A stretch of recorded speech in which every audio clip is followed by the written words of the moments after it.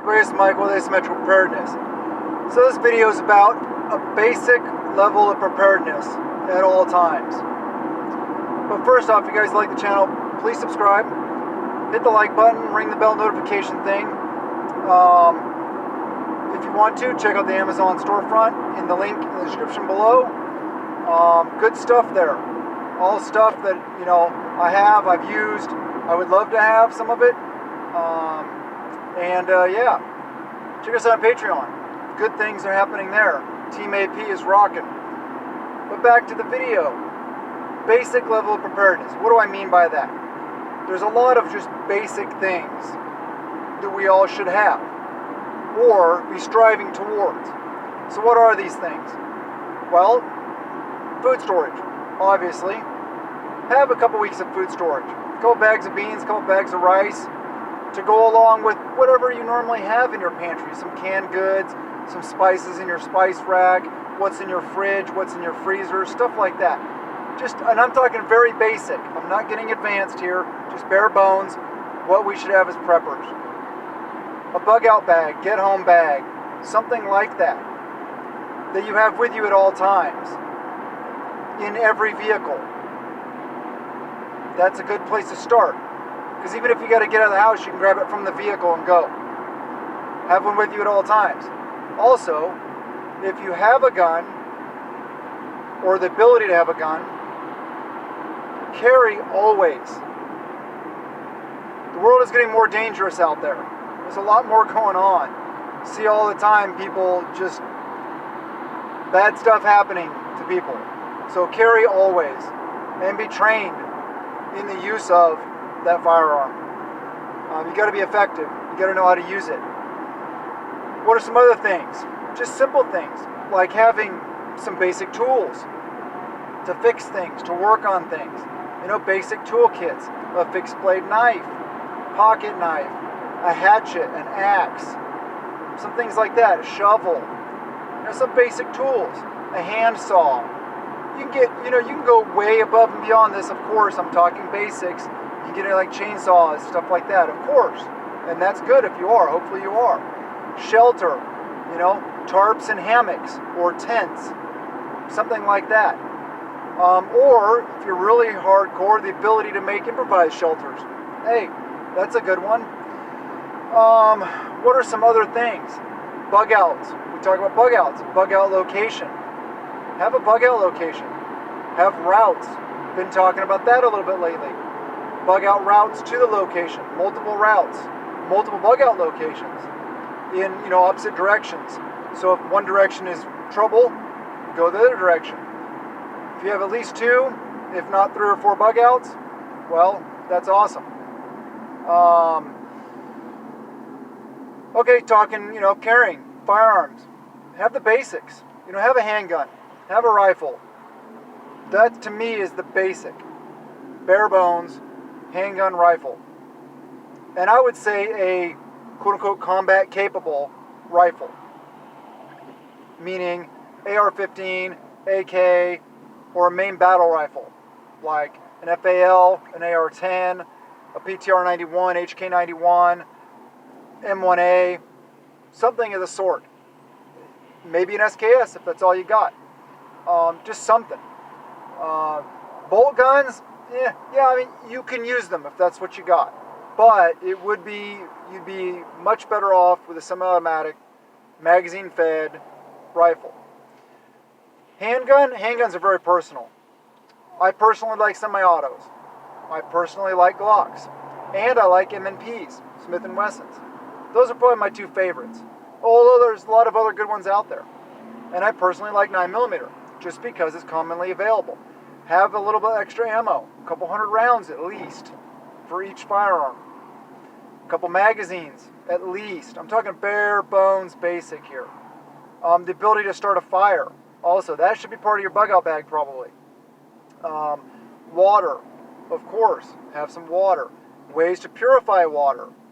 Whether it be, chemical, meaning like water purification tablets, pool shock, bleach, stuff like that, or whether it be water filter, a big Berkey, a Sawyer Mini, a life straw. I've heard the life straws, I think they're a little bit better now than they were at first. They weren't that great at first. I wasn't very impressed with them at first. So yeah, shelter, food, water. You don't even, bare bones basic, you don't even have you have to have like tactical gear. Durable clothing though is very important. Warm clothing for winter. And a lot of these things I'm saying, how you tailor your basic preparedness stuff, I guess, depends a lot on where you live, what your area of operations is. Somebody's basic system is much different in Arizona than it is for me here in the Pacific Northwest.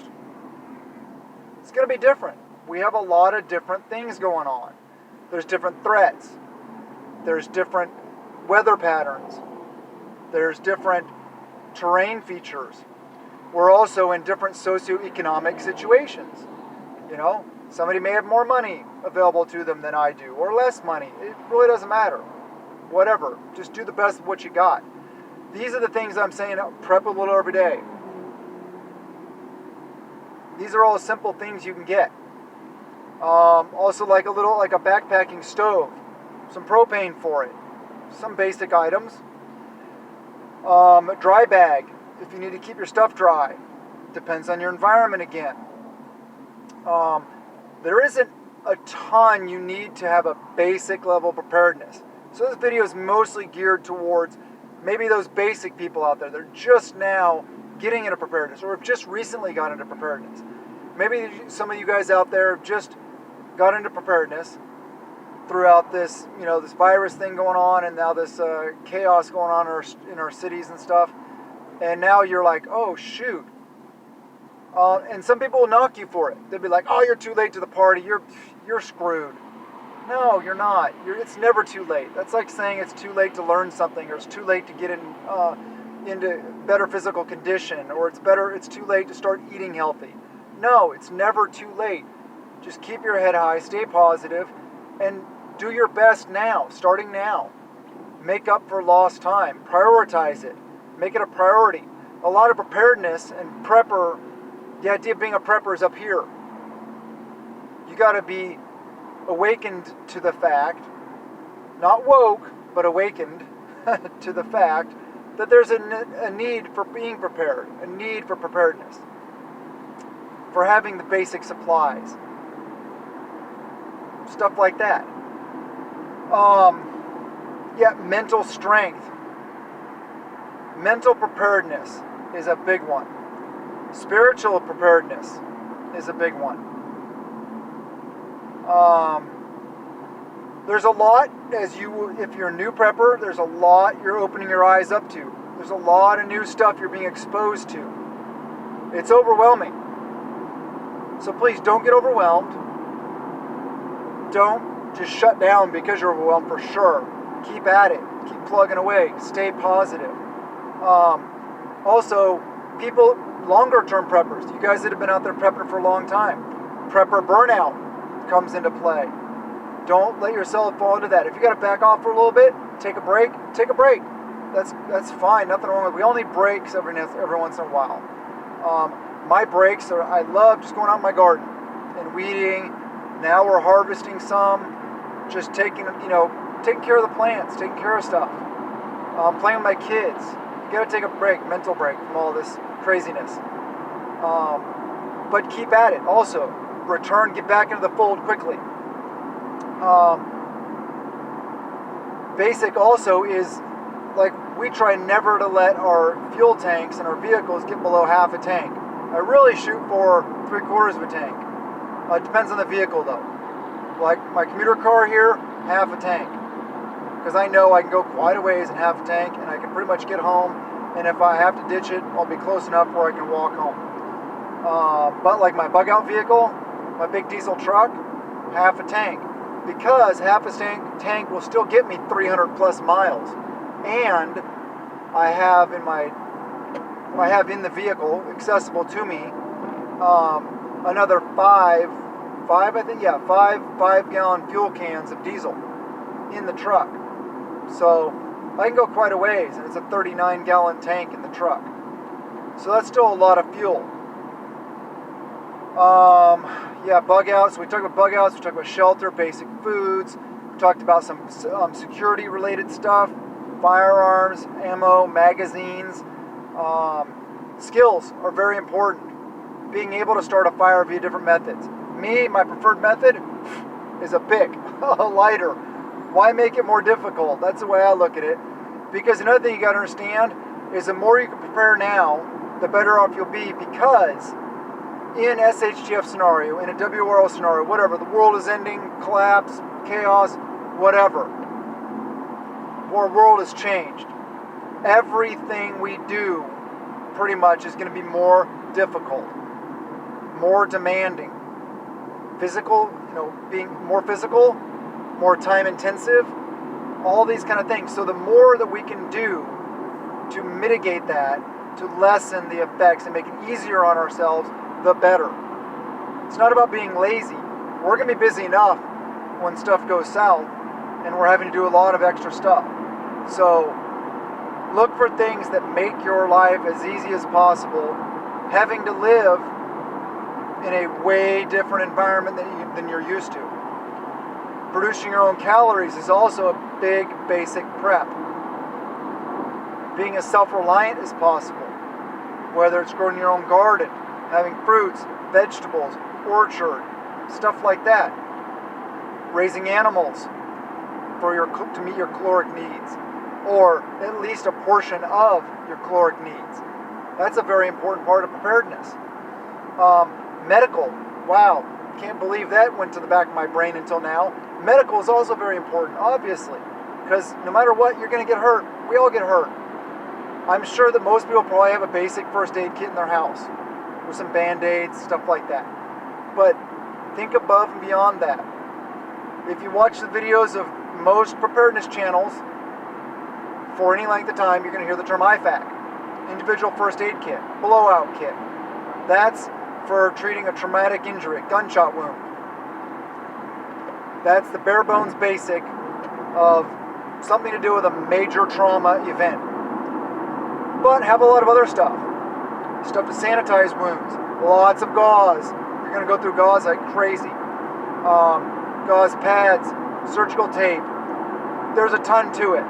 You can get super advanced. You can go from super basic to super advanced medically. You can start looking at antibiotics. Animal antibiotics, like fish antibiotics, fish mocks, different things like that you can get from pet stores and different online sources. There's a lot of different things. Your basic medications, staying current on your medications, over-the-counter medications you can get, all that stuff. You see how easy it is to quickly spiral out of the basics into more advanced stuff.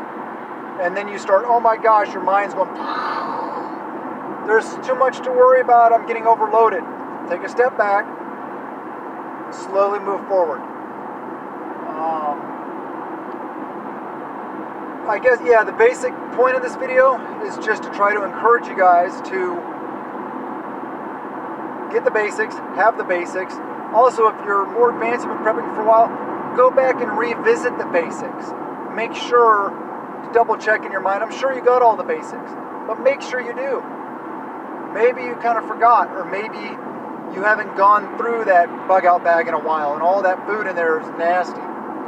Or your water bottle has been sitting there with water in it for 5 years. You may want to empty it out, clean it up with some fresh and stuff like that. Just like shooting, you always want to go back and revisit the basics. So I know this is it may come across boring to more advanced preppers or people who've been doing this for a while. Same with shooting though, you got to do it. You got to go back and revisit the basics. So I hope you enjoyed the video. Prep a little bit a day and prep out of peace of mind, out of fear. And remember, fitness is part of prepping also. That is a basic prep. Very basic, very easy, and free.